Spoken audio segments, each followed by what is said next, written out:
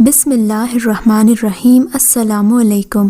اردو کہانی سینٹر میں خوش آمدید۔ میں اپنی پرانی بوڑھیوں سے سنا کرتی تھی کہ ان 7 قسم کے مردوں سے کبھی شادی مت کرنا، مگر میں کیا جانتی تھی کہ میری زندگی ایک کہانی بن کر رہ جائے گی اور میرا پالا مختلف قسم کے مردوں سے پڑے گا۔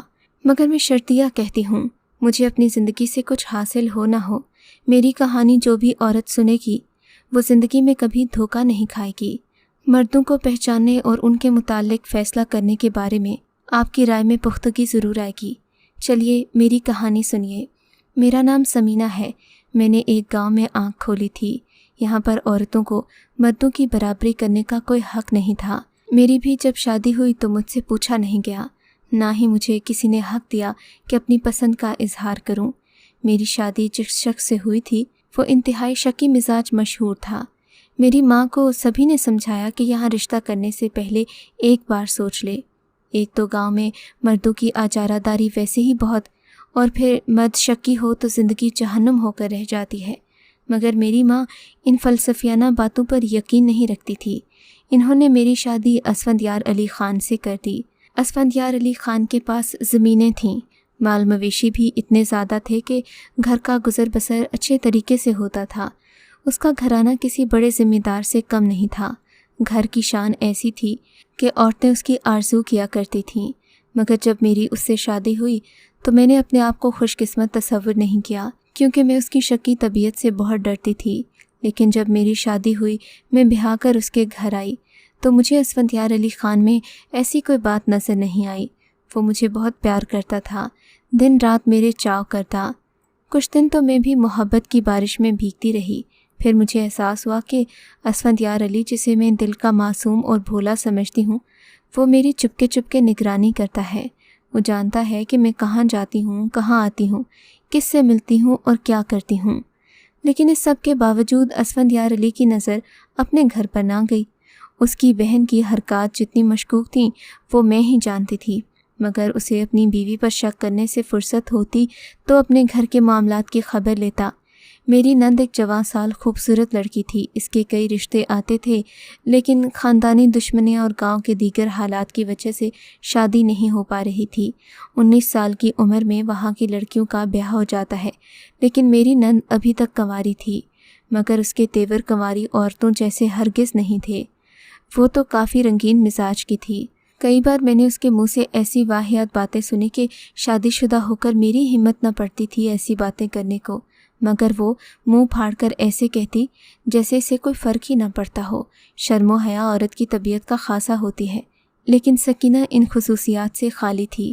کچھ دنوں سے مجھے لگنے لگا تھا کہ سکینہ تبدیل ہونے لگی ہے۔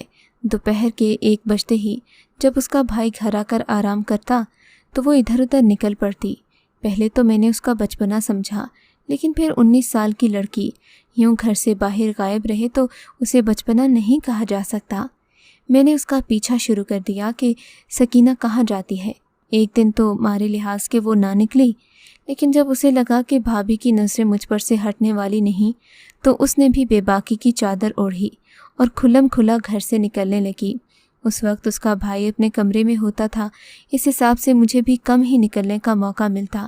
لیکن ایک دن ہمت کر کے اسفندیار علی سو گیا تو میں کمرے سے باہر نکلی۔ میری نند اسی وقت گھر سے نکلی تھی۔ میں نے بڑی سی چادر میں خود کو گھیرا اور اس کے پیچھے پیچھے چلی گئی۔ میں نے دیکھا اس کے قدم کالی پہاڑی کی طرف تھے، اس کے پیچھے پیچھے میں تھی، وہ آگے آگے جا رہی تھی۔ اسے خبر نہ تھی کہ کوئی اس کا پیچھا کر رہا ہے۔ بھری دوپہر میں مجھے پسینہ آ چکا تھا، میری چادر بھیگ گئی تھی، لیکن میں سچ کی تلاش میں تھی۔ بہرحال تھوڑی دیر کے بعد وہ کالی گھاٹی سے دوسری طرف جنگلوں کی اور مڑ گئی۔ وہاں جا کر سرگوشیاں سنی تو یقین آیا کہ واقعی جو میں نے سوچا تھا وہ سچ تھا۔ وہ اپنے کسی آشنا سے مل رہی تھی۔ یہ دیکھ کر میرے تو پاؤں تلے سے زمین نکل گئی۔ پھر ان کی شور کی آوازیں بلند ہونے لگیں۔ مجھ سے رہا نہ گیا تو میں آگے جا کر دیکھنے لگی۔ وہ لڑکا جو ہمارے گاؤں کی ہی ایک معزز خاندان سے تعلق رکھتا تھا، ہمارا دور پار کا رشتہ دار علی شیر تھا۔ علی شیر اور میری نند سکینہ تنہائی میں ایک دوسرے سے مل رہے تھے۔ تنہائی میں تیسرا شیطان ہی ہوتا ہے۔ علی شیر پر شیطان سوار ہو گیا۔ جب اس نے سکینہ سے زبردستی کرنے کی کوشش کی تو وہ چلا اٹھی، مجھ سے رہا نہ گیا۔ میں آگے بڑھ کر معاملے کو رفع دفع کرنے لگی کہ مجھے اپنے عقب سے کسی کی روبدار آواز آئی۔ میں یہ آواز کیسے بھول سکتی تھی؟ سکینہ تو موقع پر بھاگ گئی، میں دھر لی گئی۔ یہ کوئی اور نہیں، میرا شوہر اسفندیار علی خان تھا، جو شاید گھر سے نکلنے کے بعد سے میرا پیچھا کر رہا تھا۔ میرا بس نہ چلتا تھا کہ زمین پھٹ جائے اور میں اس میں سما جاؤں۔ سکینہ راستوں سے واقف تھی، وہ تو یہاں آتی جاتی رہتی تھی۔ شاید وہ دوبارہ ایک راستے کا استعمال نہیں کرتی تھی، کسی دوسرے راستے سے گھر بھاگ گئی ہوگی۔ میری شامت آ گئی۔ اسفندیار علی نے آؤ دیکھا نہ تاؤ کھڑے کھڑے مجھے طلاق دے دی اور علی شیر کو موت کے گھاٹ اتار دیا۔ میں تو اس سب سے سناٹے میں آ گئی تھی۔ گاؤں میں یہ خبر پھیل گئی۔ اسفندیار علی خان کے دوستوں کو بھی پتہ چلا تو انہوں نے میرے کردار پر تھو تھو کی۔ انہوں نے مجھے کسی سے ملتے دیکھا تو نہیں تھا، لیکن اسفندیار علی خان کے کہنے پر وہ بھی اس واقعے کے عینی شاہدین بن گئے، حالانکہ میں جانتی تھی کہ وہاں اسفندیار علی کے علاوہ اور کوئی نہ تھا۔ میری شادی وٹے سٹے کے تحت ہوئی تھی۔ میری نند، جو کہ مجھ سے عمر میں بڑی تھی، میرے بھائی کے گھر بیاہی گئی تھی۔ میں روتی پیٹی جب گھر پہنچی تو میرے بھائی بھی غیرت میں آ گئے۔ انہوں نے بھی کم عقلی کا مظاہرہ کرتے ہوئے میری بھابھی کو طلاق دے دی۔ یوں ایک ہی دن میں 2 گھر اجڑ گئے۔ 2 گھروں کی عورتیں طلاق یافتہ ہو گئیں تو پورے گاؤں میں کوہرام مچ گیا۔ ہر کوئی اس بات پر حیران تھا کہ آخر یہ واقعہ ہوا کس طرح۔ بالآخر پنچایت بیٹھی، سب اس مسئلے پر غور کرنے لگے۔ ہونا کیا تھا، بات میرے کردار پر آ کر رکی، حالانکہ میں اپنی نند کے پیچھے وہاں گئی تھی اور اس کا کوئی نام ہی نہ لے رہا تھا۔ اس بات سے میں شدید مایوس ہوئی، لیکن کیا کیا جا سکتا تھا؟ پنچایتیں ثبوت اور قانون کب دیکھتی ہیں؟ وہ تو صرف مرد کی زبانی سنتی ہیں اور اسی کے حق میں فیصلہ کرتی ہیں۔ اس سب واقعے کا قصوروار مجھے ٹھہرایا گیا۔ سزا یہ طے ہوئی کہ میری شادی علی شیر کے چھوٹے بھائی سے کر دی جائے گی۔ علی شیر، جسے میں جانتی تک نہ تھی، اور اس کا چھوٹا بھائی، جو پورے گاؤں میں بزدل مشہور تھا، جن کو کوئی رشتہ تک نہ دیتا تھا کہ وہ اپنی عورتوں کی حفاظت ہی نہ کر سکتے تھے۔ میری شادی اس سے طے کی جا رہی تھی۔ مجھے اپنا شوہر بے حد عزیز تھا، جیسا بھی تھا، جیدار اور بہادر تھا۔ ایک کمزور شخصیت والے مرد کی بیوی بننا میرے لیے توہین کا باعث تھا، لیکن میں کیا کرتی؟ قدرت کے فیصلوں کے آگے مجھے سر جھکانا پڑا۔ پر میں نے فیصلہ کر لیا تھا کہ اگر گاؤں کی ایک روایت نہ توڑ سکی تو دوسری وفا کی روایت ضرور توڑ دوں گی۔ میں علی شیر کے بھائی کے ساتھ خوش رہوں گی۔ میری شادی ہو کر آئی تو علی شیر کا بھائی عدنان کافی زیادہ خوش دکھائی دیا، شاید اس لیے کہ گاؤں میں انہیں اور کوئی رشتہ نہ دیتا تھا۔ میں تو اسے اتفاق سے مل گئی تھی، یوں کہہ لیں کہ اس کی قسمت میں لکھی گئی تھی۔ عدنان بھی بڑا خوش ہوتا کیونکہ اسے بیٹھے بٹھائے بنا کسی زیور کپڑے کے ایک خوبصورت اور حسین بیوی جو مل گئی تھی۔ خیر، میں اس کی سنگت میں خوش رہنے لگی۔ جیسا بھی تھا وہ شکی نہیں تھا، مجھے اپنی باتوں سے خوش رکھنے کی کوشش کرتا تھا۔ تب میں نے بھی خوش رہنا شروع کر دیا۔ عورت کا کیا ہے، خوشی اور آنسو شوہر کے رویے کے محتاج ہوتے ہیں، لیکن اس سب کا غم میرے شوہر کو بھولا نہیں تھا۔ ویسے بھی ہمارے مردوں کی فطرت ہے کہ چھوڑی ہوئی عورت کو وہ خوش نہیں رہنے دیتے۔ جب کچھ لوگوں کے ذریعے اسفندیار تک یہ اطلاع پہنچی کہ تمہاری پہلی بیوی تو دوسرے شوہر کے ساتھ بڑی خوش ہے، تو اس کی انا کو ٹھیس پہنچی۔ اس نے مجھے برباد کرنے کی ٹھانی، حالانکہ میں نے اس سے کوئی گلہ تک نہ کیا تھا۔ میں اپنی زندگی میں مکمل طور پر مگن ہو گئی تھی، مگر اسفندیار کو کون سمجھاتا؟ اس نے وہی کیا جس کا مجھے ڈر تھا۔ ایک دن میں اپنی امی کے گھر سے واپس آ رہی تھی کہ راستے میں کسی نے میرے منہ پر کالا کپڑا ڈال دیا۔ میں موقع پر کچھ کہنے نہ پائی، میری چیخیں میرے اندر ہی گھٹ کر رہ گئیں۔ پھر نہ جانے مجھے کہاں لے جایا گیا۔ مجھے اپنے بزدل شوہر پر رہ رہ کر غصہ آ رہا تھا، جسے میری پرواہ نہ تھی کہ میں کہاں جاتی ہوں، کیسے واپس آتی ہوں۔ شاید وہ اس بات سے بھی ڈرتا تھا کہ کہیں میرا پہلا شوہر اسے کوئی نقصان نہ پہنچا دے۔ خیر، مجھے یہاں تک تو اندازہ تھا، لیکن یہ نہیں پتہ تھا کہ میرا شوہر اتنا بزدل نکلے گا کہ اسفندیار علی کے ڈرانے دھمکانے پر مجھے طلاق بھی دے ڈالے گا۔ مجھے تاریخ سے کمرے میں پہنچایا گیا۔ معلوم ہوا کہ اسفندیار علی خان کی چلی ہوئی چال کامیاب ہو گئی۔ میرے پہلے شوہر نے مجھے طلاق دے دی۔ یہ بات میرے لیے کسی صدمے سے کم نہیں تھی۔ مجھے اس سے یہ امید نہیں تھی کہ وہ اتنا کمظرف اور بزدل نکلے گا۔ مجھے جس کمرے میں باندھا گیا تھا وہ گاؤں سے کہیں باہر واقع تھا، کیونکہ کافی گھنٹے کے سفر کے بعد ہم لوگ یہاں پہنچے تھے۔ مجھے اس کمرے میں بند ہوئے 3 سے 4 گھنٹے ہو گئے تھے۔ کسی نے پانی تک کا نہ پوچھا تھا۔ میں جان گئی تھی کہ یہ حرکت کس کی ہے، اور پھر وہی ہوا۔ میرا شک اس وقت یقین میں بدلا جب دروازہ کھلا اور میرا پہلا شوہر اسفندیار علی خان کمرے میں داخل ہوا۔ اس کے چہرے پر نخوت کے تاثرات تھے۔ میں تو پہلے ہی جانتا تھا تو بے وفا ہے، تو نے جان بوجھ کر مجھ سے طلاق لی نا، بدبخت عورت۔ وہ مجھ پر چلانے لگا۔ اس کی بات پر میں خاموش رہی۔ جب تم مجھے طلاق دے ہی چکے ہو تو پھر تمہیں کس نے حق دیا کہ تم مجھ سے یہ سوال پوچھو؟ میری اس بات پر شاید اسفندیار علی کی انا کو ٹھیس پہنچی۔ میں تمہیں بتاؤں گا کہ میرے بغیر تم خوش کیسے رہتی ہو۔ تمہیں ساری زندگی تڑپاؤں گا، تمہیں کمرے سے نکلنے نہیں دوں گا۔ تو نے میرے ساتھ بے وفائی کی، میں تجھے برباد کر دوں گا۔ وہ یہ کہتا بڑبڑاتا کمرے سے باہر چلا گیا۔ میں اپنے نصیب پر رونے لگی۔ اسفندیار کے سامنے میں بہت بہادر تھی، لیکن یہ میں ہی جانتی تھی کہ میرا دل سوکھے پتے کی طرح لرز رہا تھا۔ مجھے اپنے شوہر کی رہ رہ کر یاد آ رہی تھی۔ میں ان دنوں کو یاد کر رہی تھی جب میں بہت خوش تھی۔ نہ جانے میری تقدیر میں کیا لکھا تھا۔ یہاں رہتے ہوئے مجھے 1 ہفتہ گزر گیا۔ اسفندیار آتا، مجھے ڈراتا دھمکاتا اور چلا جاتا۔ میں کچھ بھی نہ کر پاتی۔ اس گھٹن زدہ کمرے میں اب میری زندگی کسی قید کی مانند گزر رہی تھی۔ اسفندیار شاید میری عدت کے ختم ہونے کا انتظار کر رہا تھا۔ اس نے مجھے جس گھر میں ٹھہرایا تھا وہ اس کا نہیں، اس کے انتہائی وفادار ملازم کرمو کا تھا۔ کرمو ایک 40 سالہ شخص تھا۔ اس نے ہمیشہ سے اسفندیار علی کی وفاداری کی تھی۔ میرے خلاف گواہی میں بھی وہ پیش تھا، کیونکہ وہ میرے شوہر کا بے دام غلام تھا۔ اس کی زندگی میں اور کچھ نہ تھا سوائے میرے شوہر کی نوکری کرنے کے۔ اسفندیار نے مجھے کرمو کے گھر بھی اسی لیے رکھا تھا تاکہ گاؤں والوں کو شک نہ ہو کہ مجھے بھگا کر کہاں لے جایا گیا ہے۔ خیر سے علی شیر کا بھائی تو اتنا کمصرف اور بزدل نکلا کہ چپ ہو کر بیٹھ گیا۔ اس نے کسی سے اس بات کا ذکر تک نہ کیا کہ اس کی بیوی راتوں رات کہاں گئی۔ لوگ اسے بے غیرتی کا طعنہ بھی دیتے ہوں گے تو وہ چپ رہ جاتا ہوگا، کیونکہ میں جانتی تھی وہ میرے لیے کبھی دنیا سے لڑ نہیں سکتا۔ یہاں رہ رہ کر میں سوچنے لگی کہ اب اس قید سے کیسے نکلنا ہے۔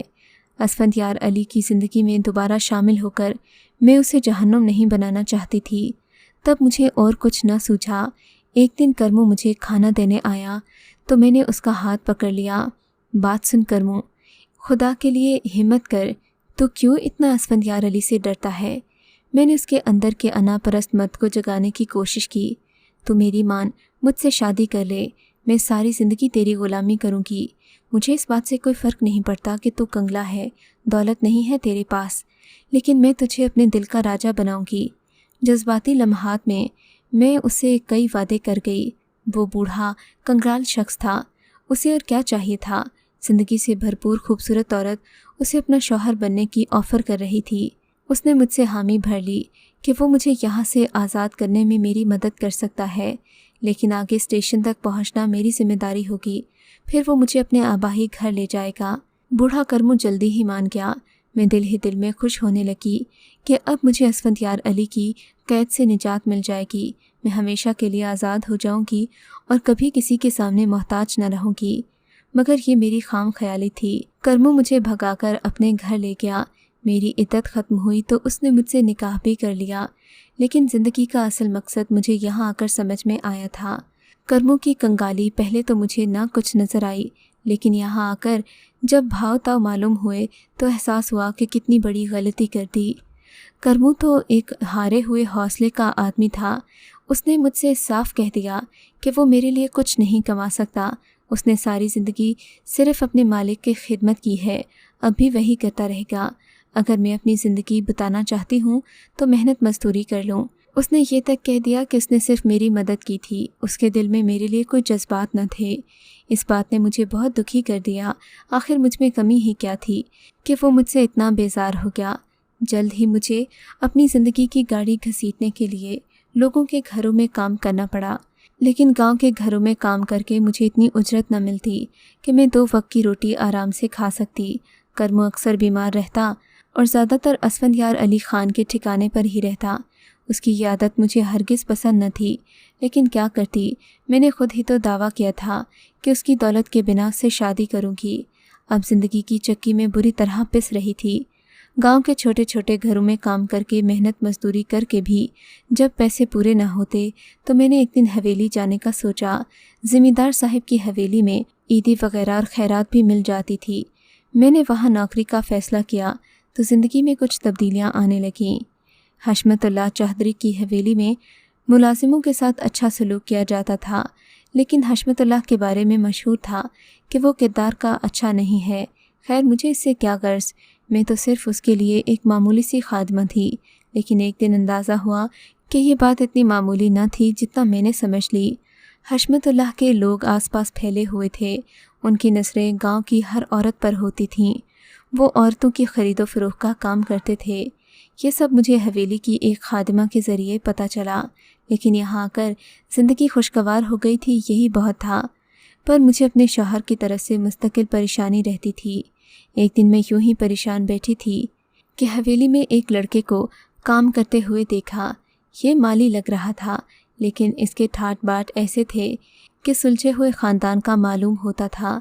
इसने मुझे परेशान रोते हुए देखा तो मेरे पास आकर मुझे तसल्ली देने लगा। उसकी बातें इतनी हसीन थीं कि मैं 2 लम्हों में उसकी दीवानी हो गई। कहने लगा, तू इतनी खूबसूरत है, तेरा शौहर बूढ़ा है, मर्द के पास उसका पैसा ना हो और औरत की जवानी ना हो तो उसे किसी की तवज्जो और मोहब्बत नहीं मिलती। तेरा शौहर 6-7 साल बाद इस दुनिया से चला जाएगा, तू क्या करेगी? मैं हैरान हो गई कि इसे मेरी ज़िंदगी के हालात के बारे में कैसे पता। तब मालूम हुआ कि वो मुझे काफ़ी अरसे से चाहता है, मुझसे मोहब्बत करता है, इसीलिए मेरे बारे में खैर खबर रखता है। ये सुनकर मेरे दिल में मोहब्बत की कलियां फूटने लगीं। सोचा नहीं था कि अब भी किसी के चाहे जाने के काबिल रहूँगी, लेकिन उस शख्स की बातों ने मुझे हवाओं में उड़ने के लिए नए पर दे दिए। उसकी मोहब्बत में खोकर मैं अपनी ज़िंदगी का हर गम भूल गई। लेकिन सच बात तो ये थी कि मैंने कभी सोचा न था कि मुझे इतनी कदर करने वाला शख्स जीवन साथी के तौर पर मिलेगा। शिराज़ी की बातें भी शीरे की तरह मीठी थीं।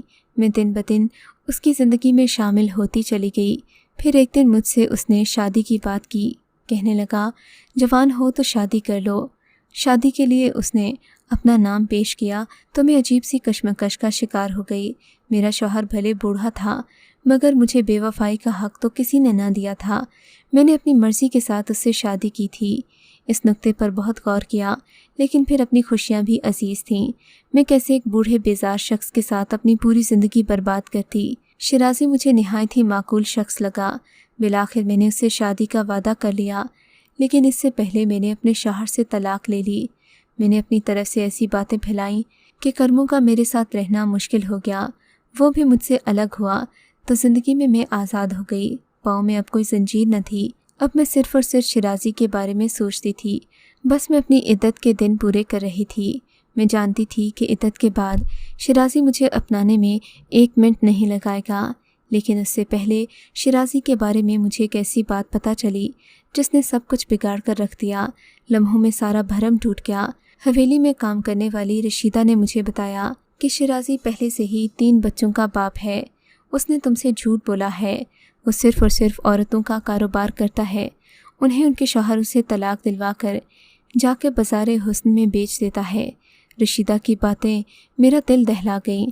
मैं जानती नहीं थी कि मैं जिससे मोहब्बत करती हूँ वो इस कदर ख़तरनाक निकलेगा। लेकिन अब सिवाय भरोसे या फिर सिवाय अपनी राहें जुदा करने के और कोई चारा नहीं था। मैं ख़ुद को बेच तो नहीं सकती थी। तब मैंने फ़ैसला किया कि खामोशी से अपनी राहें जुदा कर लूँ। मैंने अपनी उसी सहेली रज़िया की मिन्नतें की कि मुझे रुसवा होने से बचा ले। उसने कहा, तुम नेक लड़की लगती हो, तुम धोखे में आने से बच गई हो, मैं तुम्हारी मदद करूँगी। मेरा भाई एक ऐसी ही लड़की से शादी करना चाहता है जो नेक सीरत हो, अपने दिल में किसी और का ख्याल न रखती हो, सबसे बढ़कर ये कि पर्दे की पाबंद हो। रज़िया की बातें सुनकर मैं परेशान हो गई। इतनी जल्दी अगली शादी का कैसे सोच सकती थी। मेरे दिल पर एक अजीब सा बोझ था, लेकिन बहरहाल ज़िंदगी तो गुजारना ही थी। मर्द के सहारे के बिना औरत कटी पतंग की मानंद होती है, जो जहाँ गिर जाए उसका मुकद्दर। लेकिन अब मैं ऐसा ना करना चाहती थी। मैंने मुकम्मल दिलो जान के साथ रज़िया के फ़ैसले का साथ दिया। उसे कह दिया कि तुम अपने भाई या रिश्तेदार जहाँ भी चाहो मेरी शादी कर दो, بس مجھے اس زندگی سے دور لے جاؤ جہاں مجھے لوگوں کے گھروں میں کام کرنا پڑے۔ رضیہ کہنے لگی، میرا بھائی حافظ قرآن ہے، مسجد میں امامت کرتا ہے۔ یہ تو میرے شوہر کی وجہ سے میں گھروں میں کام کرتی ہوں، ورنہ وہ انتہائی غیرت مند ہے، وہ تمہیں ہمیشہ سکھی رہے گا۔ میں چاہتی ہوں تم اسی سے شادی کر لو۔ رضیہ کی بات پر میرا دل پھر سے مطمئن ہو گیا۔ مجھے لگنے لگا تھا کہ زندگی خوشیوں سے بھرنے لگی ہے۔ میری شادی عزیر سے راتوں رات ہوئی تھی۔ نکاح کے وقت میں بہت روئی، اللہ سے دعا کی کہ اب کسی آزمائش میں مت ڈالنا۔ میرا جس قسم کے لوگوں سے پالا پڑا تھا، اس کے بعد زندگی بے رنگ لگنے لگی تھی، لیکن یہ بارش شخص تھا، عورتوں کی عزت کرنے والا، اللہ کی راہ پر چلنے والا۔ تبھی میں نے حامی بھر لی۔ میں نے شادی کی حامی بھری تو عبداللہ نے مجھے دل سے قبول کیا۔ آج میں عبداللہ کے ساتھ اپنی زندگی تو گزار رہی ہوں، مگر ہر دم دل میں کھٹکا لگا رہتا ہے کہ کہیں میرے ماضی کے بارے میں عبداللہ کو پتہ چل گیا تو میرا کیا حشر ہوگا، وہ مجھے کس نظر سے دیکھے گا۔ آپ کو لگتا ہے مجھے عبداللہ کو اپنے ماضی کے بارے میں بتانا چاہیے یا پھر کسی حادثے یا کسی معجزے کا انتظار کرنا چاہیے؟ میں سمجھ نہیں پاتی کہ اپنے شوہر سے سچ بولوں یا جھوٹ بولوں۔ آپ بتائیں مجھے کیا کرنا چاہیے؟ اگر آپ کو یہ کہانی اچھی لگی ہے تو اس ویڈیو کو لائک کیجیے اور اس طرح کی مزید ویڈیوز دیکھنے کے لیے ہمارے چینل کو سبسکرائب کیجیے۔